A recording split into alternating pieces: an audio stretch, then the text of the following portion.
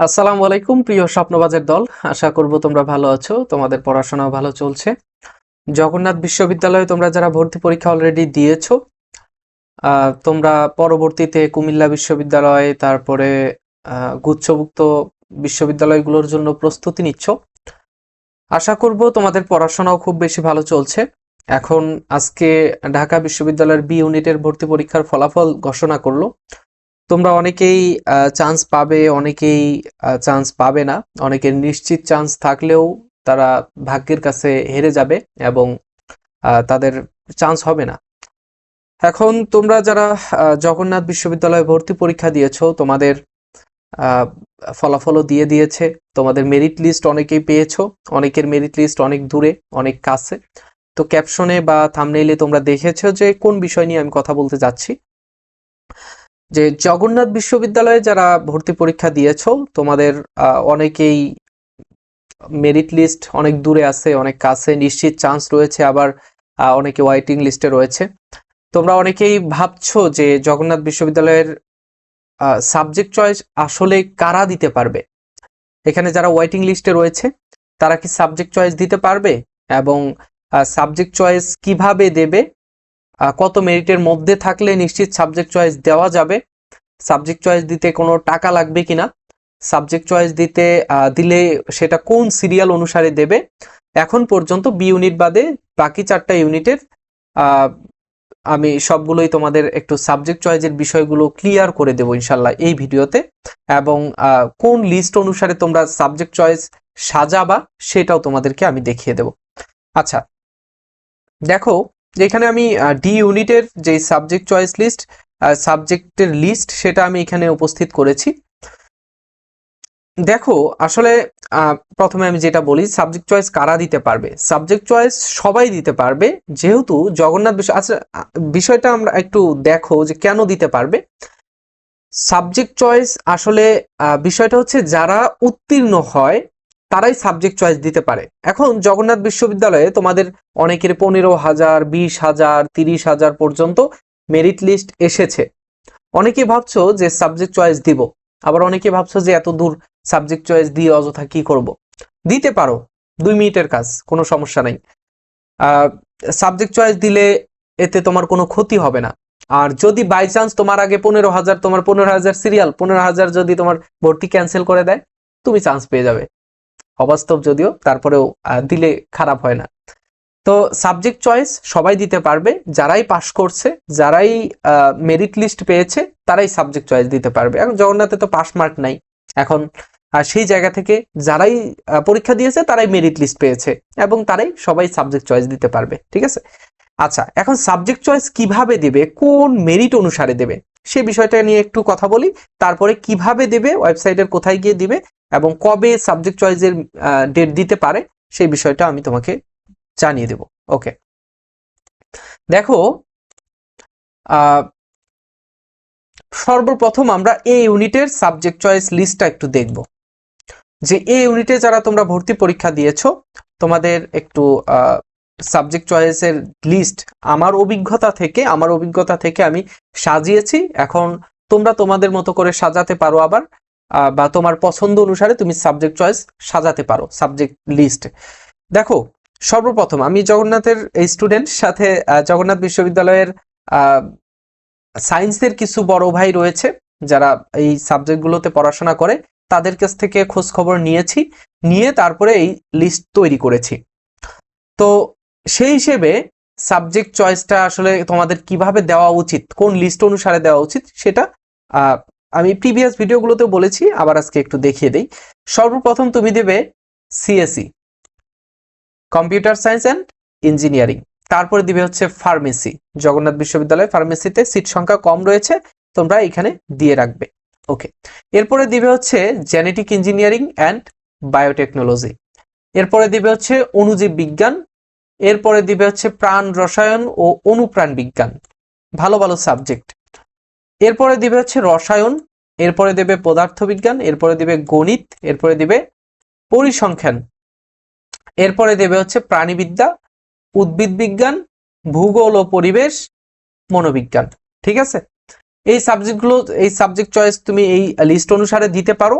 এবং পরবর্তীতে দেখা যায় যে তোমরা অনেকেই প্রশ্ন করো যে ভাইয়া সাবজেক্ট চয়েস আসলে আমরা যেই আমার যে মেরিট, সেই মেরিট অনুসারে আমি কি সর্বপ্রথম নর্মাল সাবজেক্ট দেব এবং তারপরে হচ্ছে ভালো সাবজেক্টগুলো দেব?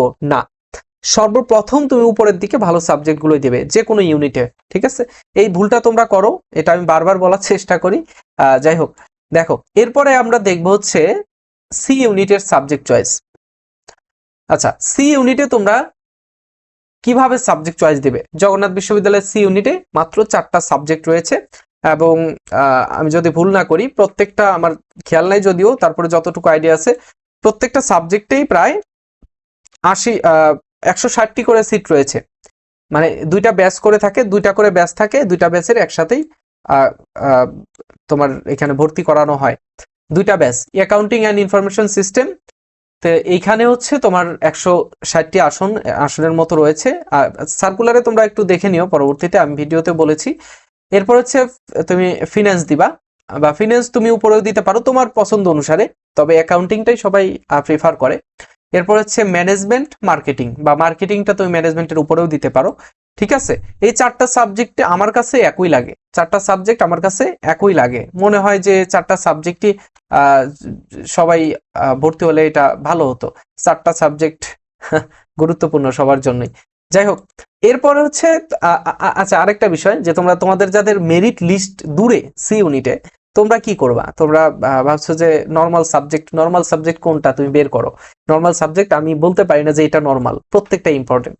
ঠিক আছে, তোমরা তোমাদের মতো করে এখানে সাজাবা, তবে আমি যেভাবে সাজিয়ে দিলাম এইভাবে দিতে পারো, ভালো সাবজেক্ট আসবে ইনশাল্লাহ।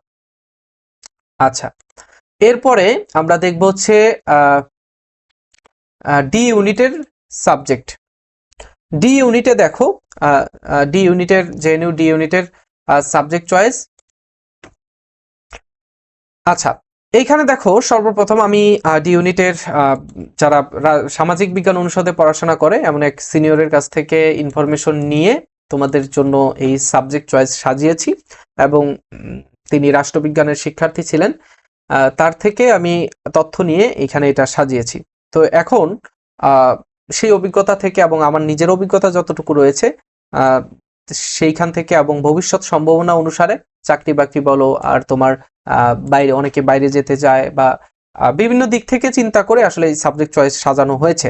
তোমরা শুধু এই সাবজেক্ট নিয়ে তুমি 4টা বছর পড়াশোনা করবা, মাস্টার্সে 1 বছর যাবে, তো তুমি সেই জন্য তোমাকে একটু ভালোভাবে চিন্তা ভাবনা করেই সাবজেক্ট চয়েসটা দিতে হবে, তাই না?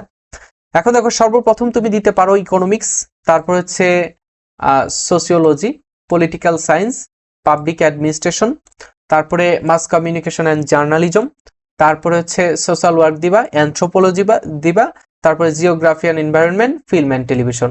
ঠিক আছে, এই লিস্ট অনুসারে তুমি সাবজেক্ট চয়েস দিতে পারো, নির্দ্বিধায় তুমি ভালো সাবজেক্ট পাবে ইনশাল্লাহ। যে তোমার মেরিট লিস্ট যতই হোক না কেন, 1 নাম্বার মেরিট লিস্ট হলেও তুমি প্রথম হলেও এখানে এই পদ্ধতিতে দিতে পারো, আবার দূরে থাকলেও তুমি সেটা সেইভাবে দিতে পারো। ঠিক আছে, এবং ই ইউনিটে যারা ভর্তি পরীক্ষা দিয়েছো, তোমাদের সাবজেক্ট চয়েসটা আসলে কেমন হবে? তোমার সাবজেক্ট আছেই 3টা। ই ইউনিটে তুমি তোমার মতো করে, তোমার মন মতো, যেটা তুমি, তোমার কাছে যেটা ভালো লাগে, তোমার সেখানে কি কি যেন সাবজেক্ট রয়েছে, সঙ্গীত না, সঙ্গীত বি ইউনিটে মনে হয়,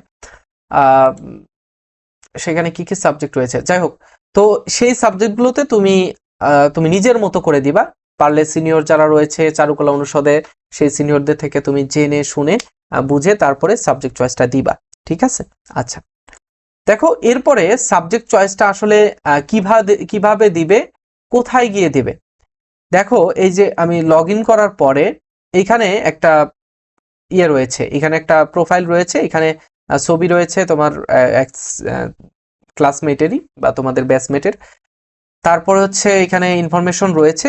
এখানে দেখো সে 2টা ইউনিটে আবেদন করেছিল, 2টা ইউনিটের এখানে সবকিছু দেওয়া রয়েছে।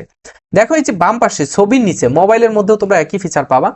এখানে এসে এই যে photo and signature upload, result, log out, এইখানে একটা অপশন আসবে সাবজেক্ট চয়েস, অথবা এই যে এইখানে সি ইউনিটের এইখানে আসবে সাবজেক্ট চয়েস, এখানে যে কোনো একটা কলামে একটা নতুন কলাম আসবে, সেই কলামের এখানে দিবে সাবজেক্ট চয়েস। ঠিক আছে, ডি ইউনিটের এখানে সাবজেক্ট চয়েস, অথবা এই যে ছবির নিচে এখানে দেওয়া থাকবে, এখানে সাবজেক্ট চয়েস অপশনে ক্লিক করে তারপরে তুমি সাবজেক্ট চয়েস দিতে পারবা। ঠিক আছে, ভিডিও অনেক লম্বা হয়ে গেছে, শেষ করতে হবে। তো পরবর্তীতে তোমরা কোন টপিকে ভিডিও চাও সেটা আমাকে বলবে, এবং তোমরা যারা বি ইউনিটে ভর্তি পরীক্ষা দিবা, তোমাদের জন্য আমাদের একটা এক্সাম ব্যাচ আছে। সেই এক্সাম ব্যাচটা আমি তোমাদেরকে এক্সাম ব্যাচ সম্পর্কে একটু কথা বলি, যে যারা ভর্তি হবা বা বি ইউনিটে পরীক্ষা দিবা মাস্ট দেখতে হবে 2 মিনিট সময়, আর যারা ভর্তি পরীক্ষা বি ইউনিটে দিবা না দেখলেও চলবে। আচ্ছা, জগন্নাথ বিশ্ববিদ্যালয়ের বি ইউনিটে যারা ভর্তি পরীক্ষা দিবা, সর্বশেষ তোমাদের প্রস্তুতি হিসেবে আমাদের একটা এক্সাম ব্যাচ রয়েছে। সেই এক্সাম ব্যাচে আমরা ভর্তি করাচ্ছি, গত 2 দিনে আমরা অনেক স্টুডেন্টকে ভর্তি করিয়েছি, এবং বর্তমান যে আমাদের এক্সাম চলছে সেটা হচ্ছে 3য় ব্যাচের এক্সাম। প্রথম 2টা ব্যাচ আমরা শেষ করে দিয়েছি, 3 নাম্বার ব্যাচে যারা ভর্তি হচ্ছে তারা 3 নাম্বার ব্যাচে পরীক্ষা দিচ্ছে, এবং আমরা পরীক্ষা শুরু করেছি গতকাল থেকে আমরা পরীক্ষা শুরু করেছি। যারা ভর্তি পরীক্ষা দিচ্ছে পরশুদিন থেকে, অর্থাৎ 3 নাম্বার পরীক্ষা আজকে চলছে, যারা এখন ভর্তি হবে তারা এখন আবার জয়েন করে তো পরীক্ষাগুলো দিতে পারবে, আগের পরীক্ষা। এবং একটা শিক্ষার্থী সর্বোচ্চ 2 বার করে একটা পরীক্ষা বারবার দিতে পারবে। প্রথমবার কোনো সমস্যা হলো দ্বিতীয়বার আমরা দেওয়ার সুযোগ রেখেছি, এবং প্রথমবার যদি কোনো কারণে তোমার বুঝতে সমস্যা হয়, পরবর্তীতে তুমি আবার ওই পরীক্ষাটা দিয়ে সেই করবে। ঠিক আছে, পরীক্ষাটা দিতে পারবে। আচ্ছা, এই পরীক্ষাটা কেন ইম্পর্টেন্ট, কেন তোমরা ভর্তি হবে? দেখো, জগন্নাথ বিশ্ববিদ্যালয়ের ভর্তি পরীক্ষা শুরু হয়েছে 2005 সাল থেকে, এবং মাঝখানে 4 বছর গুচ্ছের মধ্যে ছিল, এবং মোটামুটি আমরা দেখি যে 18-19 বছর জগন্নাথ বিশ্ববিদ্যালয়ে ভর্তি পরীক্ষা হয়েছে। আমরা কমপক্ষে 14 থেকে 15 বছরের যে প্রশ্ন সেটা অ্যানালাইসিস করেছি, করার পরে যেই হট টপিকগুলো আমরা পেয়েছি সেই টপিকগুলোর মধ্যে থেকে আমরা প্রশ্ন তৈরি করেছি। এবং প্রশ্ন আমি যে একাই তৈরি করেছি, বাংলা ইংরেজি জিকে না, আমি সংশ্লিষ্ট টিচার, বাংলায় দক্ষ সেই টিচারকে দিয়ে প্রশ্ন তৈরি করেছি তোমাদের জন্য। যারা জিকেতে দক্ষ তাদের দিয়ে প্রশ্ন তৈরি করেছি জিকের জন্য। জগন্নাথ বিশ্ববিদ্যালয়ের প্রশ্ন অ্যানালাইসিস করে টপ করা শিক্ষার্থীদের দ্বারাই এখানে প্রশ্ন তৈরি করা হয়েছে। সো তোমরা যারা ভর্তি হবে নির্দ্বিধায় ভর্তি হয়ে যেতে পারো। আমাদের ব্যাচের ফি হচ্ছে মাত্র 200 টাকা। আর একটু মাইক্রোফোনটা কাছে নিয়ে বলি, 200 টাকা, ভুল শোনো নাই। অন্যান্যদের জন্য অন্যান্যদের মতো আমাদের এই এক্সাম ব্যাচে আমরা খুব বেশি টাকা রাখি না। আমাদের এক্সাম ব্যাচের আমরা জানি যে শিক্ষার্থীরা যারা ভর্তি হয় বা ভর্তি পরীক্ষা দেয়, অনেকে অনেক জায়গায় কোচিং করতে হয়, শিখতে হয়, জানতে হয়, বুঝতে হয়, এবং সর্বশেষে এসে টিচার তারা ফ্যামিলির কাছে টাকা চাইলেও লজ্জার কারণে চাইতে পারে না, এবং অনেক জায়গায় চান্স না হলে তারা ভেঙে পড়ে, তারা ফ্যামিলির কাছে হাত পাততে পারে না। তো সেই জন্যই তোমাদের জন্য একেবারে 199 টাকা, অর্থাৎ 200 টাকা বা 199 টাকা দিয়ে তুমি এখানে ভর্তি হয়ে যেতে পারো। এবং আমি তোমাদেরকে বলতে পারি যে যেখান থেকে আমরা প্রশ্ন করেছি, যেখান থেকে যে টপিকগুলো থেকে সেই টপিকগুলো তুমি শেষ করলে ইনশাল্লাহ ভালো কিছু হবে জগন্নাথ বিশ্ববিদ্যালয়ের বি ইউনিটে। ঠিক আছে, তো যাই হোক, এখানে আমাদের বিস্তারিত রয়েছে, এখানে স্ক্রিনে থাকা হোয়াটসঅ্যাপ নাম্বার অথবা এই যে এখানে নাম্বার রয়েছে, এই নাম্বারে তুমি যোগাযোগ করতে পারো। ঠিক আছে, পরবর্তীতে তোমরা কোন টপিকে ভিডিও চাও কমেন্টে অবশ্যই জানিয়ে দেবে, আর ভিডিওতে একটা করে লাইক দেবে, আর বন্ধুদের সাথে শেয়ার করতে ভুলবে না। ঠিক আছে, তো পরবর্তীতে দেখা হচ্ছে। সে পর্যন্ত ভালো থেকো, সুস্থ থেকো। ভবিষ্যতের জবিয়ানরা ইনশাল্লাহ টিএসসিতে বসে চা খাবো।